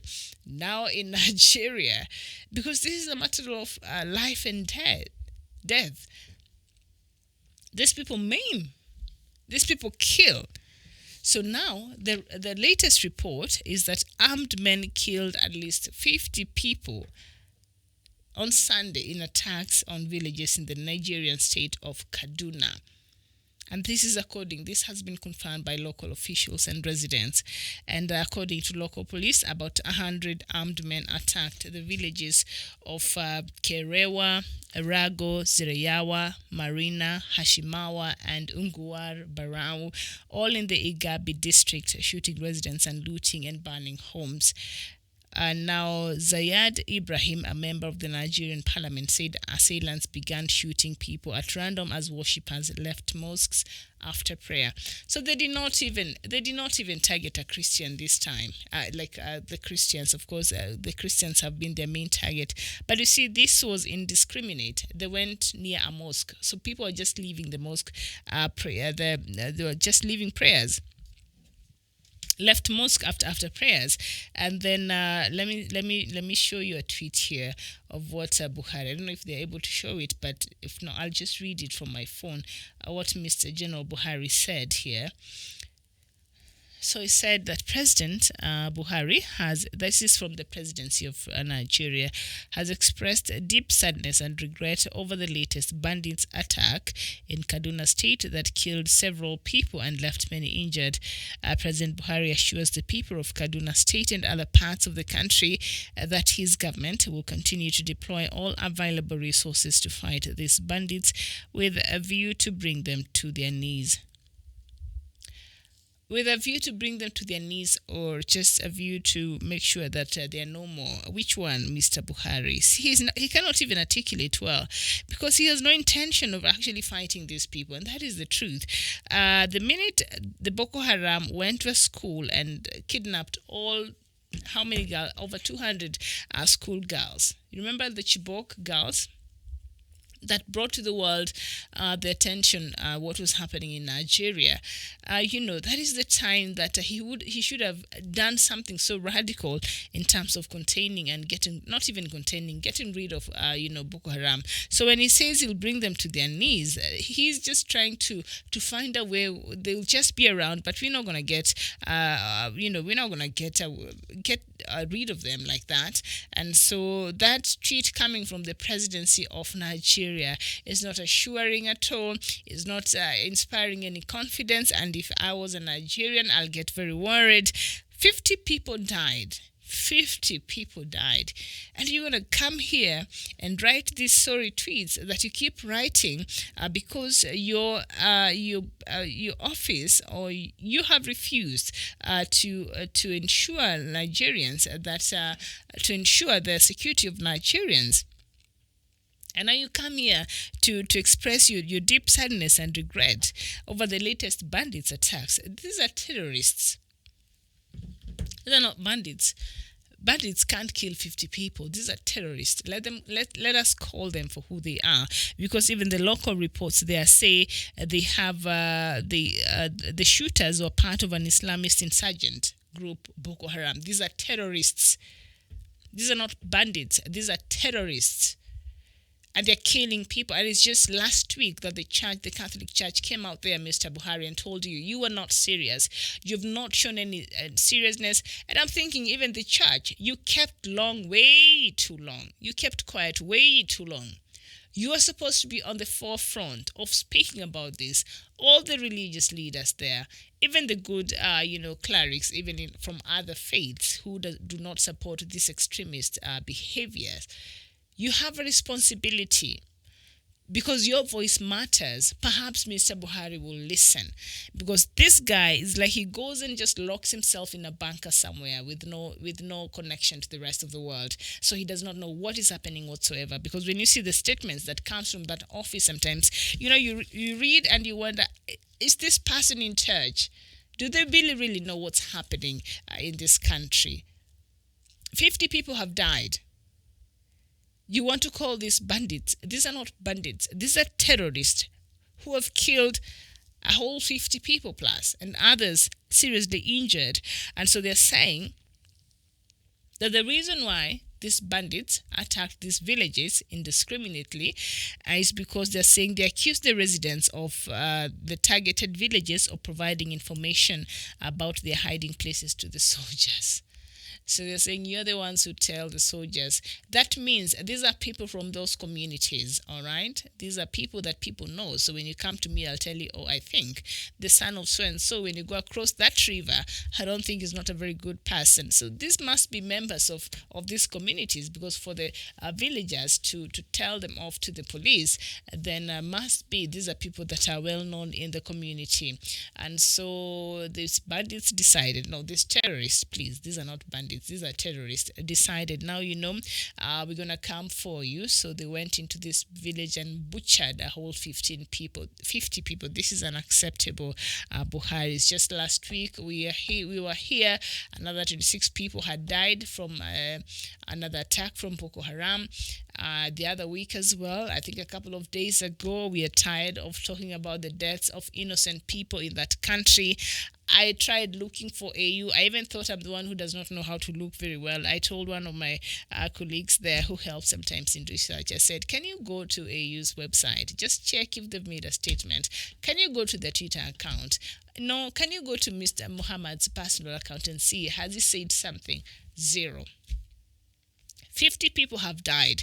Insecurity has escalated in a country that is very vital in this continent. Nigeria is, according to what it is, it does have a voice in this continent.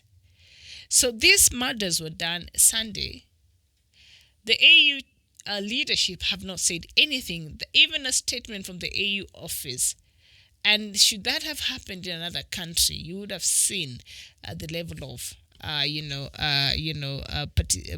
response that would have come from the AU. So AU has not said nothing about these killings that happened there in Nigeria and in Kaduna State. And so and then you find a senator going there with a bill and saying, you know what we need Tobechi in Meke, you're saying 51 people slaughtered like chickens. I'm just mad. I'm just mad. And then you see a lackluster tweet from the president's office, from the president, who I think just lives in a bunker somewhere underground, does not know what is happening, absolutely nothing in Nigeria. And now you're saying it's 51 people. And I'm sure even the injured ones, because they're seriously injured, others might not survive the bullet wounds. And we pray that the ones, who are injured can actually survive, but they're too serious. And you're saying the Nigerian president hasn't proscribed the herdsmen as terrorists, neither the Boko Haram, and he's saying that he will bring them to their knees. I don't know what knees, I don't even know what he means by that. Those are not people you bring to your knees. Somebody you bring to their knees is somebody, I don't know. These are people who needs to be wiped out completely. Boko Haram needs to be gotten rid of, not bringing them to their knees.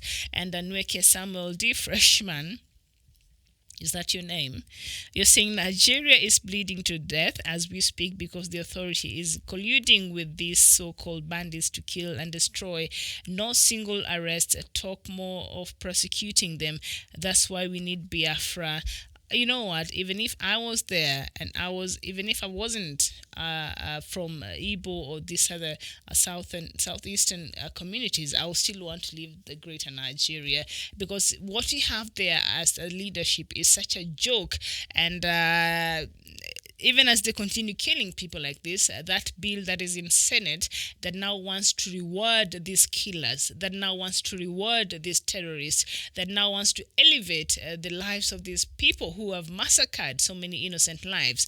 It says that now these people will be, after they have been reformed, they'll be taken abroad for schooling, for an education. Like, are you serious? There are a lot of Nigerian students who are qualified, comes from very poor backgrounds, who could benefit from an education abroad that the government wants to offer this terrorist group. And that thing of negotiating with the terrorists should stop. John Paul, you're saying, why is CNN not reporting what is happening in Nigeria? The killings of Nigerians by Fulani herdsmen, but they are quick to report coronavirus immediately it arrives in Nigeria. Speaks volume. I believe CNN is fake news media. You know what? And that's why we're here, because we realize there's a gap in how African stories are being told. They only tell the part that they feel favors whatever narrative they want to run about this continent. And the things that happened here that deserves the same attention as some news we see them airing over there, but they never care because they choose whatever it is that they want to, the narrative they want to run with. So that's why Punchline Television is here. So now we have to talk about it, and we have to share broadly so that the world can know what is happening in Nigeria, so that the world can know that Nigeria is turning into a banana republic, so that the world can know that President Buhari cannot offer the country the security as commander-in-chief. He has failed his people. Somebody needs to tell Buhari that he has failed the people of Nigeria as the commander-in-chief of that country. His first and very important mandate is to ensure that the people in that country, Nigeria, within the borders of that country, are secure. That is his first thing as the commander-in-chief and the president of the Federal Republic of Nigeria. But what his people are doing now they're coming up with bills and laws that are going to reward these terrorists. Somebody has murdered innocent lives. You're not going to hold them accountable. And that's why they get away. And that's why they think it's okay. And that's why they continue to thrive, because they know they can do things and get away with a lot of impunity, because what are you going to do about it? And the Nigerian government, does not really care much, and Mickey Bank, you're saying Nigerian government is a terrorist state and must be devolved immediately. And there is a good level of bribery from Nigerian government to CNN, BBC. United for keeping quiet of what is happening in Nigeria. That is who? That is George Nweke. You think CNN has been bribed for them to be quiet there? But let me tell you, this is something. First of all, I was shocked. Forget CNN. Forget Al Jazeera, but Al Jazeera sometimes covers. If you go there, I saw the story on Al Jazeera, so it covered it. Maybe it's not breaking news the way coronavirus is all the time now in those, but they've covered. But go to the AU, the African Union. That shocked me. I'm thinking, this happened when? Sunday. Yesterday, I had not received full information about this, so that's why we didn't cover it. Then I go check and recheck and check, and I could not believe that even the AU chairperson did not make a statement condemning this act. The AU did not issue a statement on its website. I'm thinking, why do we keep funding this organization that does not even serve us as Africans? Why do we have to keep funding this organization? Why do we have to keep funding it? All right.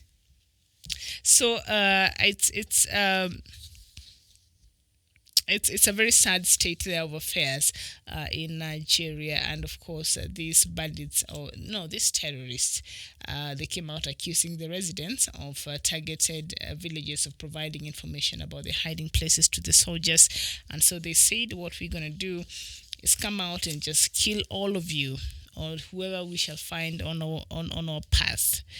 And so we've seen from South Sudan some prisoners of war being released from Sudan who were captured in 2012. So that is a good thing. And also thousands of people have fled into the bushes in the Pibor area.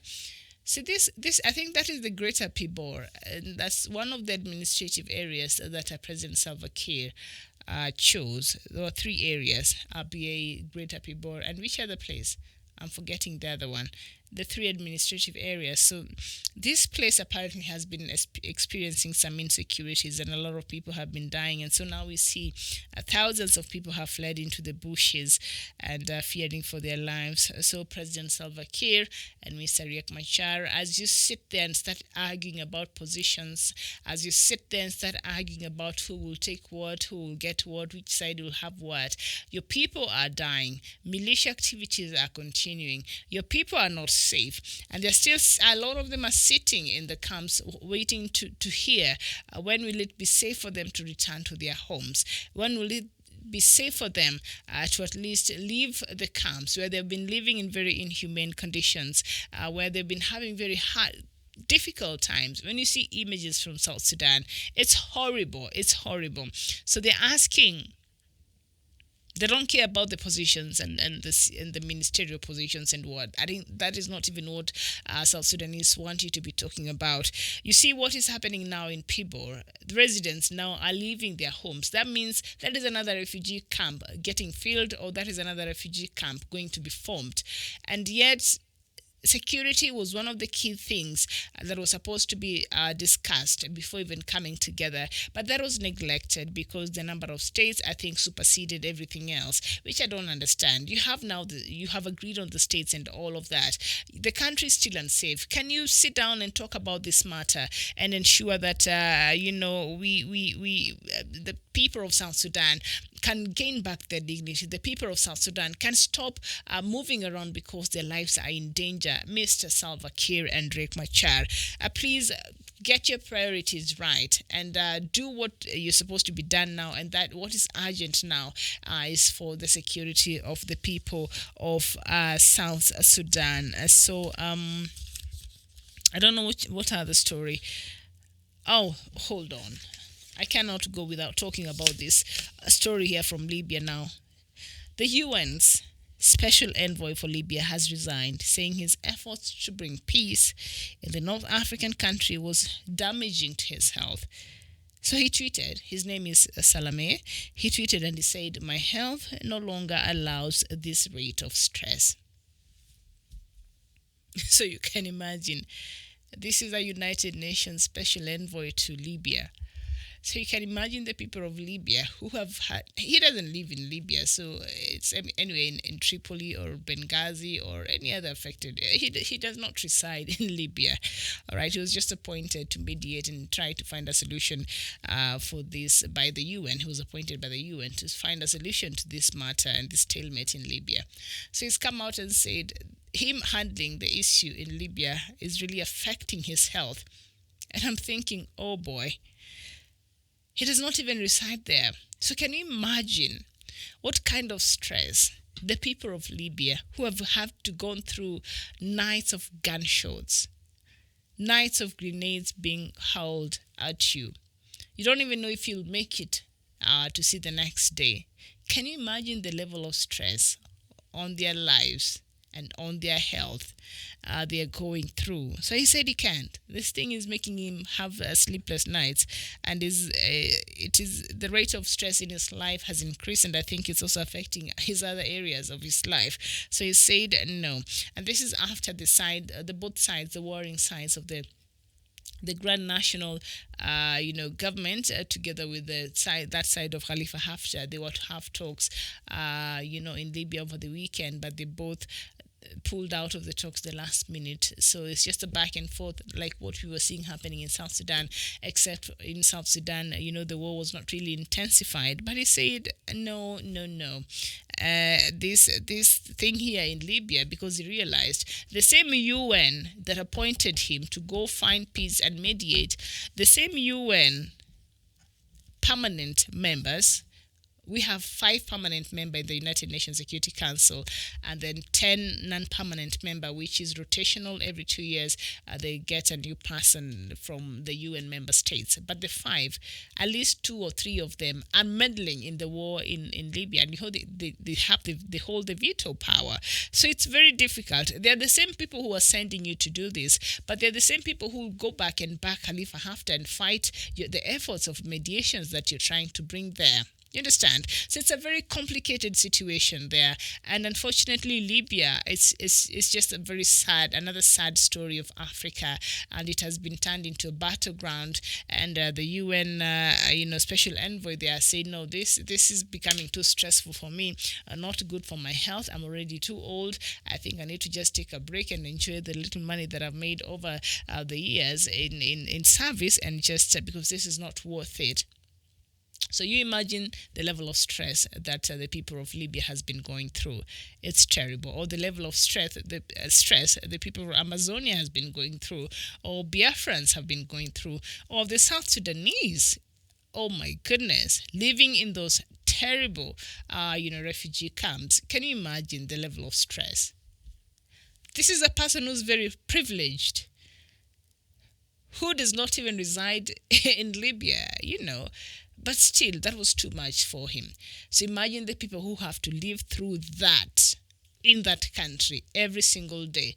Our leaders must really think before making some decisions, because at the end of the day, our people get really affected, and it's not very good. If you want to see a different Africa, then we really must change the way we view leadership, and perhaps even us as the citizens, we must start demanding for better. South Sudanese, please demand for better. Biafrans, I know you've said you will continue agitating for the referendum. Mr. Nnamdi Kanu is calling upon you to show up in Washington, D.C. on the 10th of June, is it? Not on 20th of June this year, for a 1 million man march in Washington, D.C. to just create awareness and tell the world about Biafra. So make some time, and if you can find yourself in Washington, D.C., good for you. Thank you so much. I'll see you later on another show. But for right now, Diaspora Dispatches comes to an end. I'm Miriam Goto. It was a pleasure.